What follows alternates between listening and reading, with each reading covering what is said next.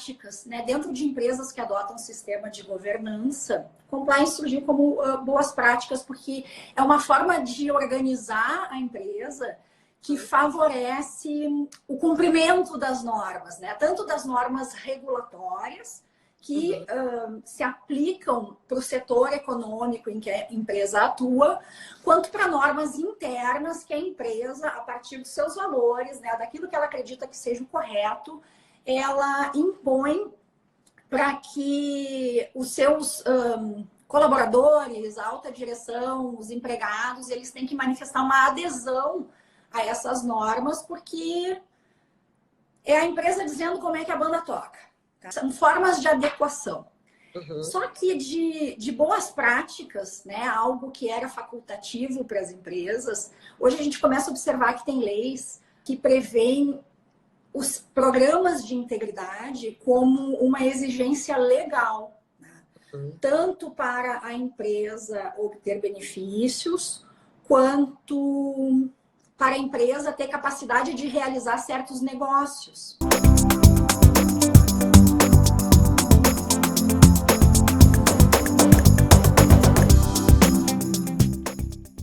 Ter um sistema bem organizado de auditorias internas, de avaliação e monitoramento dos riscos a que as empresas estão expostas, né? Quanto mais regulado o setor, mais risco isso oferece para a empresa.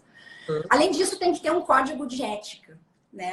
A empresa, a partir dos seus valores, elabora um código de ética que vai dar linhas gerais para diversas políticas que deverão ser adotadas no âmbito da empresa. E também temos que transformar essas políticas em procedimentos para a realização, para a implementação do código de ética.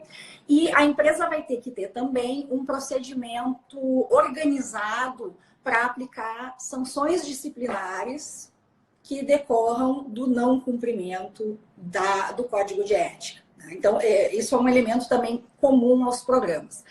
Além disso, a gente precisa ter um programa de treinamento permanente com relação ao código de ética, suas políticas e afins. Temos também que organizar um canal de denúncias, né, e medidas de proteção do whistleblower, né? O whistleblower é uma expressão inglesa que a gente usa para referir quem faz uma denúncia. Inclusive, o pacote anticrime do então ministro Sérgio Moro, que foi editado no ano passado, tem regras também regulamentando canais de denúncia e políticas anti-retaliação, né? E, por último, tem que ter também um sistema de monitoramento constante, né, com relação às atividades que a empresa desenvolve, como ela lida com os riscos, se detecta os riscos, previne os riscos e se corrige os erros que eventualmente apareçam. Então, quando a gente fala em compliance, na minha visão, que é uma visão muito estrita do que seja o compliance, é disso que nós estamos falando.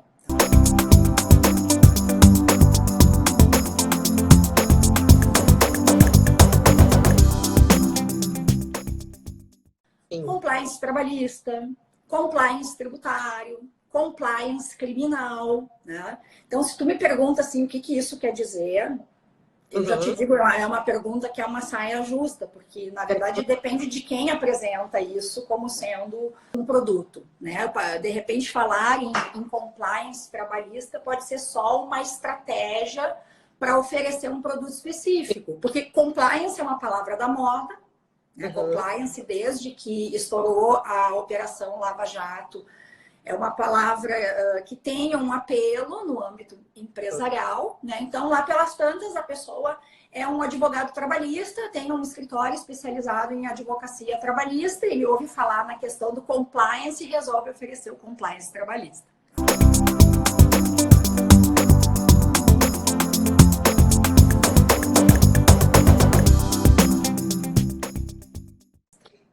A advocacia trabalhista vai fazer o quê?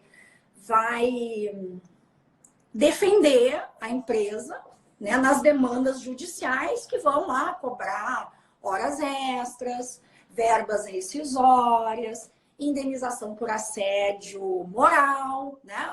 O advogado vai defender a empresa nessas questões. O advogado que faz o compliance trabalhista, ele não faz necessariamente isso, né? Ele quer ir lá no RH da empresa, saber, vai investigar por que a empresa tem tantas condenações em horas extras. Por que a empresa tem tantas condenações em assédio moral? E aí ele vai começar a investigar o que está acontecendo. Lá pelas tantas vai propor soluções. Vai ver, vem cá, a gente paga tanta hora extra, não é mais barato contratar mais gente? Sabe? Olha, tem aqui um sistema, nós temos assim condenações recorrentes por assédio moral, não temos que revisar as metas, não temos que criar mais oportunidades de treinamento sobre o que significa o assédio, a prática de assédio, não temos que ter um processo de investigação das denúncias de assédio, aplicar sanções disciplinares para quem pratica o assédio, porque o assédio é uma das questões que entre os colaboradores é uma das mais graves, não só do ponto de vista da própria pessoa que pratica o assédio, porque ele responde também pessoalmente por isso, mas também pela empresa que responde por isso e pela inviabilidade que isso gera para algumas oportunidades de negócios. Porque, por exemplo, a empresa que tem condenações reiteradas em assédio, ela fica impedida de obter crédito junto a bancos oficiais como BNDES, Caixa, Banco do Brasil.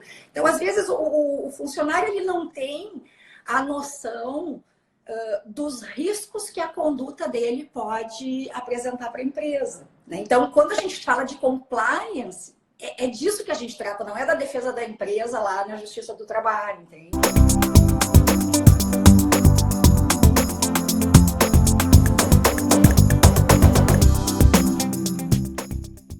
Inclusive, isso não é nem o canal de denúncias que requer, é a lei que regulamenta.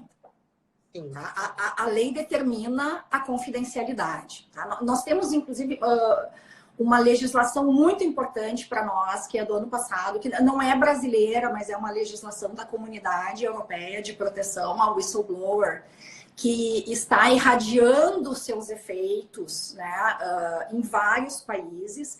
E nós, no ano passado, tivemos algumas alterações a partir do pacote anticrime, que introduziu algumas novidades aqui no direito brasileiro, entre elas a questão da confidencialidade do canal de denúncias, tá?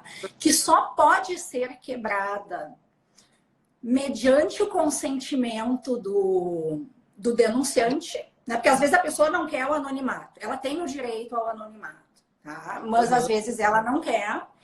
E se essa denúncia evolui para um processo criminal e a defesa do réu precisar se basear em elementos que vão além da prova documental, porque quando o denunciante reúne um conjunto probatório muito consistente que envolva documentos, a defesa do réu vai poder ser mais objetiva, tendo em base por esses documentos. Agora, quando as denúncias são baseadas em conversas que foram ouvidas, e isso vai exigir o depoimento das testemunhas, né, a oitiva das testemunhas, aí o Supremo Tribunal Federal já tem decisões flexibilizando esse anonimato e a confidencialidade, porque eu preciso garantir lá do outro lado o direito à ampla defesa e contraditória do réu. Nós temos visto dentro do compliance especializações, né? Porque o canal de denúncias é um dos elementos no compliance. Eu, por exemplo, eu tenho uma especialização. Tá? A minha especialidade no compliance é a elaboração de código de ética, políticas e treinamento. Tá? Que eu considero isso uma das partes mais fundamentais do compliance. Quando chega na hora de implementar na empresa os canais de denúncia, se a empresa tem condições de absorver o custo de contratação de uma empresa terceirizada de canal de denúncias, eu recomendo que faça desta forma. Por quê?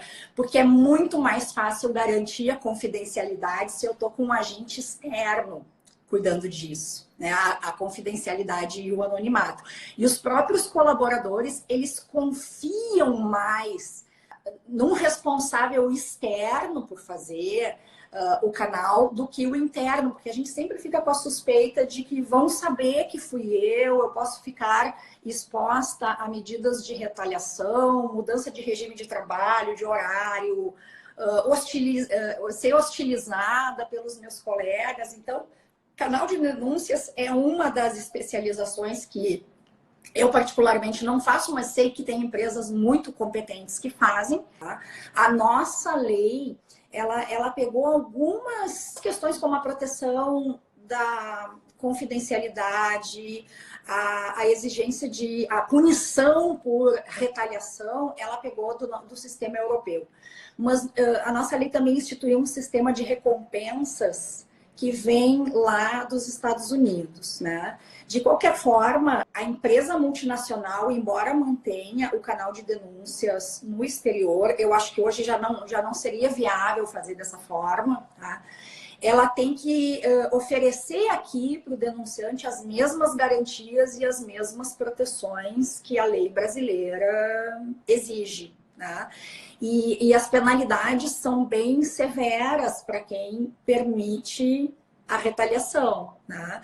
Vai ter a reintegração no cargo, se a pessoa foi demitida, pagamento do dobro dos vencimentos, né? Se houver êxito financeiro por causa da denúncia, né? Que o Ministério Público recupere bens ou valores que foram desviados, haverá uma recompensa no percentual de até 5% sobre esses valores, né? Então, não tem mais como a gente fazer isso pensando nas leis existentes fora do país, porque agora, bem ou mal, nós temos alguns regramentos. Né?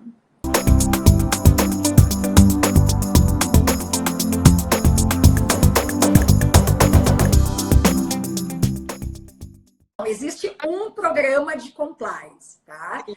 Inclusive, tem normas de gestão de sistema de compliance. Não são normas jurídicas, mas quem conhece a ISO, né, que é uma organização que estabelece estándares procedimentais, a ISO tem a ISO de compliance, que era a ISO 19600. Tem estándares, não existem vários compliance. Vai existir um sistema de compliance que vai ser coordenado por uma pessoa indicada dentro da estrutura da empresa, que vai ser o chamado Compliance Officer. O Compliance Officer, ele é uma pessoa que vai ter que ter uma visão geral, assim, das diferentes áreas que atuam na empresa. Ele não substitui os consultores jurídicos, né? É muito difícil que eu tenha um Compliance Officer que seja especialista em direito do trabalho, em direito tributário, em direito civil, em contratos, em societário, só para dizer assim as áreas mais comuns, né, dentro das empresas. Mas ele precisa ter essa visão geral, conhecer o produto, conhecer a linha de produção, conhecer o mercado em que a empresa compete. Ele tem que ser uma pessoa com uma capacidade grande de aprendizagem, curiosidade, né? E organização, porque uma coisa que compliance acaba instituindo na empresa é uma certa burocracia, né? Porque tudo relacionado ao compliance tem que ser documentado, né? Documentado e reportado para alguma instância de reporte dentro da empresa.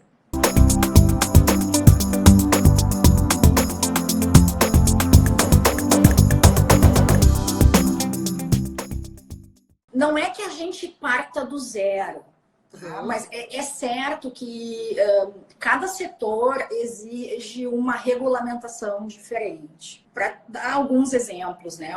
Um setor hiperregulado é o setor da saúde, tá? Que lida com um manancial enorme de normas e que a empresa tem que fazer um código.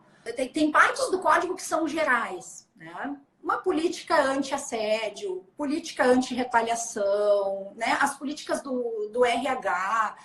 Isso aí é mais ou menos padrão, né? Mas aí vai ter uma parte do código que vai dizer respeito à linha de produção, ao tratamento do consumidor, ao controle de qualidade, ao que deve ser objeto de auditorias, né? Imagina na área da saúde, se eu tenho uma clínica e a auditoria lá me sinaliza que tem um lote de medicamentos vencidos lá no estoque de medicamentos que a clínica usa para administrar nos seus pacientes, né?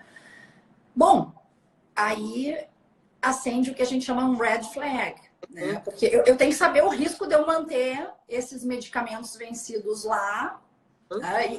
Então, como isso oferece um risco muito grande em caso de fiscalização, e é um risco que vai manchar depois a minha reputação, porque vão suspeitar que eu estou ministrando medicamentos vencidos nos pacientes, eu tenho que ter já uma política, e isso é que é o legal no compliance. O compliance já te diz antes o que tu deve fazer.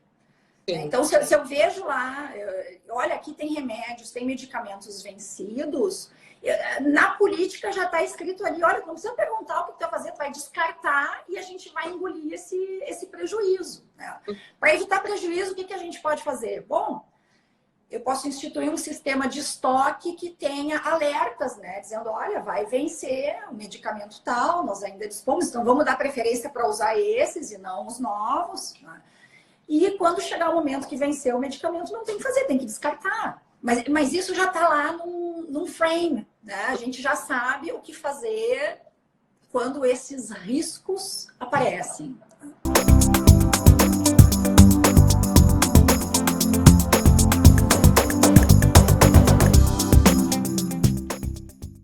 Criar o setor de compliance, né? Criar o compliance, o cargo de compliance officer, deixar bem claras as atribuições dessa pessoa, né, o oficial de compliance. A gente precisa viabilizar que o compliance officer tenha acesso à alta direção, né? Normalmente, algumas empresas dão para o setor de compliance um status de diretoria, tá? Ele precisa ter acesso à alta direção para reportar aquilo que chega ao seu conhecimento e ele precisa também ser ouvido no processo de tomada de decisão, né? Por exemplo, agora vamos vender medicamentos para o município de Porto Alegre sem licitação, porque a questão da urgência justifica a ausência do procedimento licitatório, né? Bom, vamos ouvir o pessoal do compliance, porque tem riscos aí nessa operação e a gente está vendo que o Ministério Público não vai esperar passar a pandemia, né, para apurar os problemas que podem acontecer nessa negociação. Tem que ouvir o compliance officer na tomada de decisões importantes. Uma outra coisa que as empresas que implementam esse sistema faz é criar um mecanismo de decisões conjuntas, né? Não deixar decisões para um diretor só tomar, são decisões que 2 diretores ou às vezes até um comitê técnico vai tomar, isso é uma medida de precaução. Outras empresas criaram mais cargos de conselheiros independentes no conselho de administração da empresa, porque eles têm uma visão mais desinteressada, não vão ter conflito de interesse. Também se cria um comitê para apurar os desvios, né? Um comitê de investigações que esse é uma outra especialidade do compliance que, na medida do possível, eu acho que as empresas devem terceirizar, né? É melhor ter um comitê profissional que só faça investigações internas, porque ele vai garantir muito mais a isenção e a independência desse comitê na apuração das irregularidades. Tem que fazer o canal de denúncia, que a gente já conversou.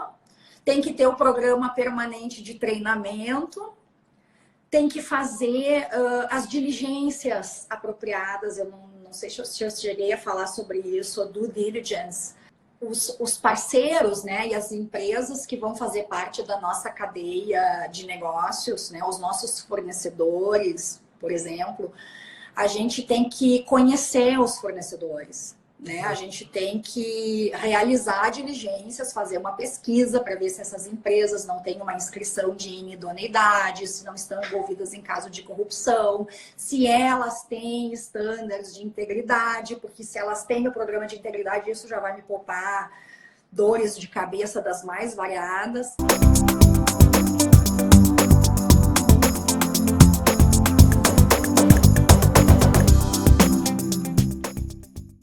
as duas ISO, né? A ISO 19600 e a que está em processo de suplantar essa ISO anterior, as duas prevêem um procedimento de documentação muito fiel, muito fidedigno, né? E isso vai da implementação, porque a gente vê a burocracia com maus olhos, né? Porque às vezes a burocracia é um entrave desnecessário para que as coisas aconteçam.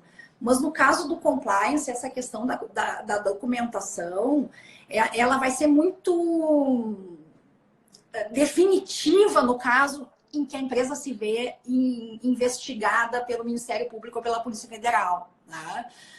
Para usar um exemplo, o DOJ norte-americano, ele tem um questionário que as empresas têm que preencher lá para fazer jus à concessão de benefícios, reduções de penas e multas. E só pelo questionário a gente já vê que tudo que a gente colocaria, a gente vai ter que ter condições de provar. Por isso que eu digo, né, que hoje em dia é a mulher de César 2.0, né? Ela não é só ser honesta, ela tem que parecer honesta e vai ter que provar também que é honesta, mas a prova vai ter que ser bastante robusta. Então, a questão da documentação, ela é, eu acho que uma das questões mais importantes do compliance.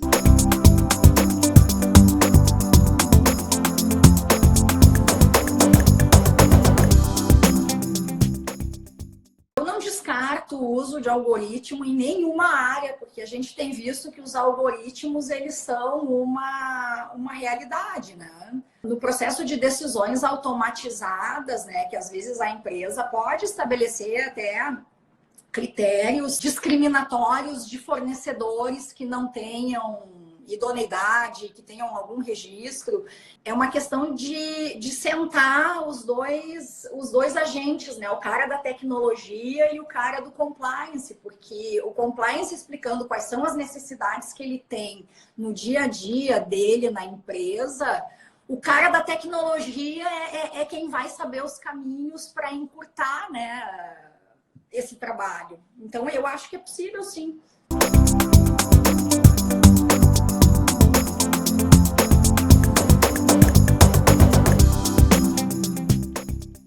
A importância dele transcende aos momentos de crise, né? Compliance é algo cuja importância é permanente para as empresas.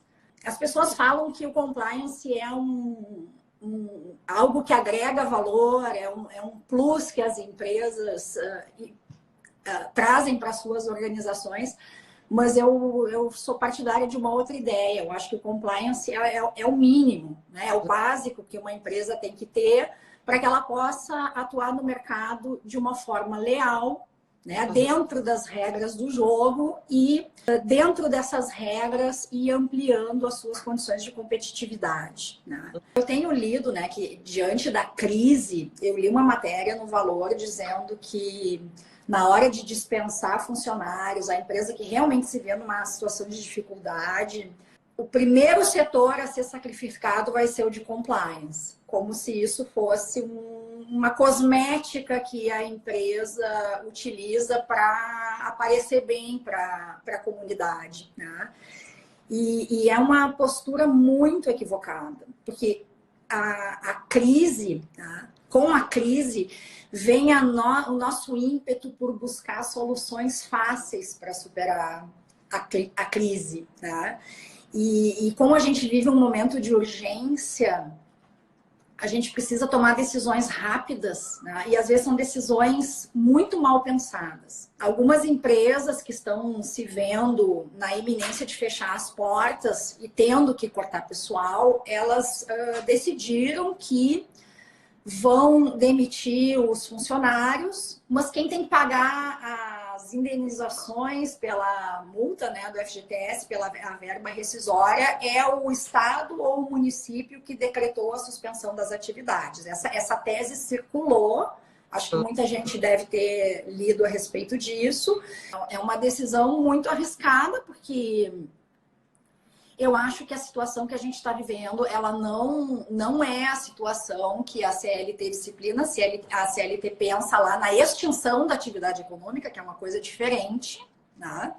Ela se aplicaria, por exemplo, se eu resolvesse proibir a fabricação e venda de cigarro, porque faz mal para a saúde. Né? Se eu transformo isso numa atividade ilícita, as empresas vão ter que fechar e o Estado vai assumir indenização. Extinguiu a atividade econômica. Né? Mas não é o caso, né? Porque as empresas que estão quebrando, elas não estão quebrando só porque houve a suspensão da atividade. Elas estão quebrando porque elas não fizeram uma reserva de caixa, elas não tiveram uma administração financeira que deixasse um pouco de dinheiro no caixa da empresa para que ela se aguentasse mais um tempo, né? Vai ter questões que vão concorrer aí, e isso vai excluir a força maior. Então, isso é uma área em que o compliance vai ajudar a não ter essas ideias mirabolantes. Né?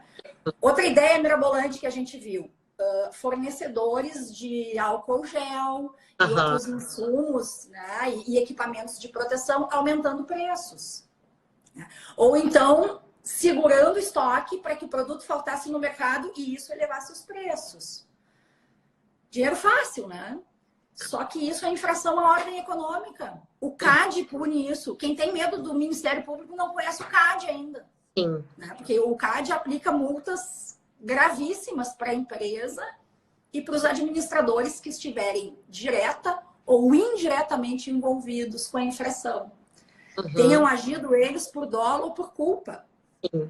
Sim. Então, as consequências vão ser muito graves dessas decisões. Né? E aí, por último, que eu digo assim, olha, no momento de crise, outra coisa boa do compliance, que está bem organizado na empresa, é evitar problemas de comunicação dos dirigentes com a comunidade. Porque o que nós temos visto de manifestações infelizes de empresários, né, no meio dessa pandemia, tu movimenta todo o compliance da instituição para gerir a crise. Né?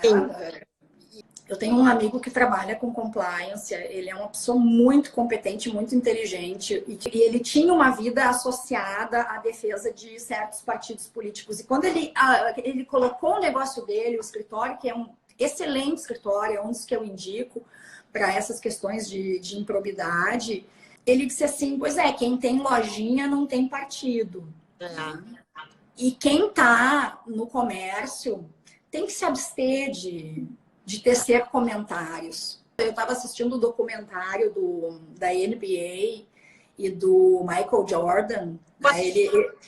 Ele tinha o tênis da Nike, né? E ele não quis ajudar um candidato democrata a se eleger do estado dele, porque ele disse que os republicanos também compram tênis, né? E ele foi muito criticado, mas a postura dele está correta. Então, eu acho assim, num contexto de crise, o compliance já vai dizer, olha aqui, ó, ele já vai ter um plano de comunicação dos diretores com a comunidade e vai dizer assim, ó, não se metam.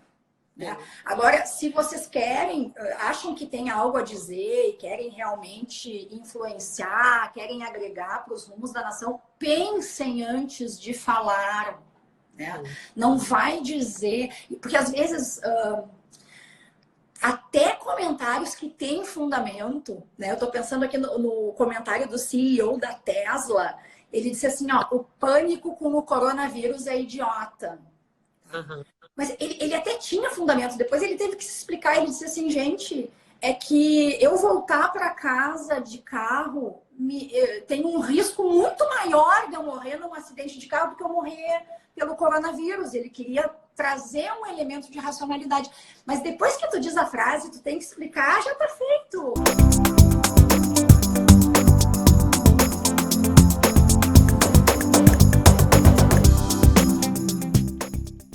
É por isso que eu foco no treinamento. É também porque eu tenho uma experiência como professora de 20 anos em curso de nível superior.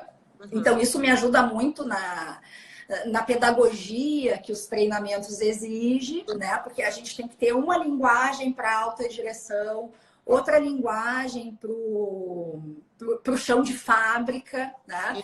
Então, mas o treinamento é tudo. O treinamento é tudo. Eu sempre uso um exemplo nos treinamentos, nesse episódio, em que um funcionário do Taco Bell O cara que prepara os tacos nos Estados Unidos, ele publicou uma foto no Facebook dele com uma pilha de tacos e ele dava a entender que ele tinha dado uma lambida assim, naquela pilha de tacos que ia ser fornecida para os consumidores. Gente, aquilo viralizou, as ações da Taco Bell caíram, tá? O valor, imagina, o valor da empresa caiu porque o funcionário teve essa ideia. É que as pessoas fazem essas coisas sem ter ideia da repercussão. Por isso que a política de treinamentos ela é fundamental. Uma má conduta como essa pode terminar com anos de boa reputação de uma empresa.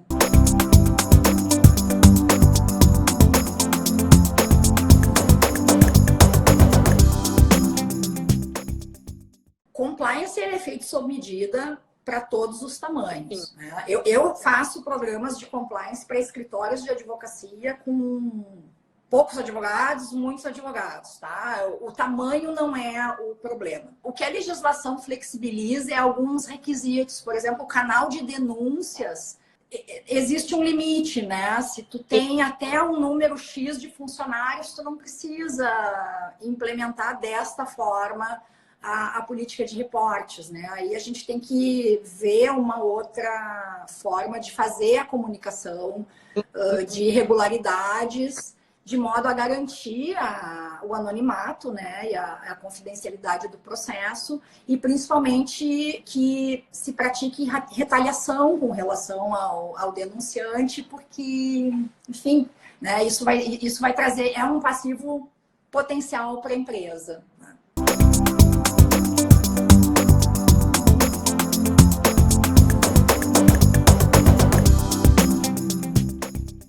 Eu acho que os órgãos públicos têm que fazer a meia-culpa.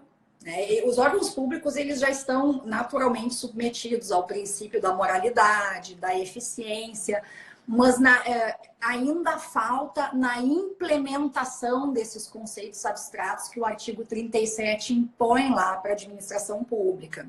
Uhum. Quando nós tomamos conhecimento no ano passado das relações que se estabeleceram entre membros do Ministério Público Federal e o juiz responsável pela condução dos processos da Lava Jato, aquilo ali, para mim, foi a maior demonstração do quanto é precário a concretização prática da moralidade na administração pública e nos órgãos públicos. Né? Então, nesse sentido, a gente vê que as empresas estão correndo atrás, estão investindo, ampliando o departamento de compliance, contratando gente que sai do Ministério Público para vir trabalhar com altos salários e coordenar a questão das empresas privadas. Mas no setor público, eu acho que ainda não tem muita coisa acontecendo, né? A gente já tem uma lei que vale para as empresas públicas, né? O Estatuto da Empresa Pública estabelece a questão do compliance, mas principalmente porque essas empresas muitas vezes se encontram em situação de competição com as empresas privadas, então é bom que elas ostentem os mesmos requisitos, né? Para evitar problema de corrupção e tal. Mas para os órgãos públicos ainda é uma iniciativa mais interna.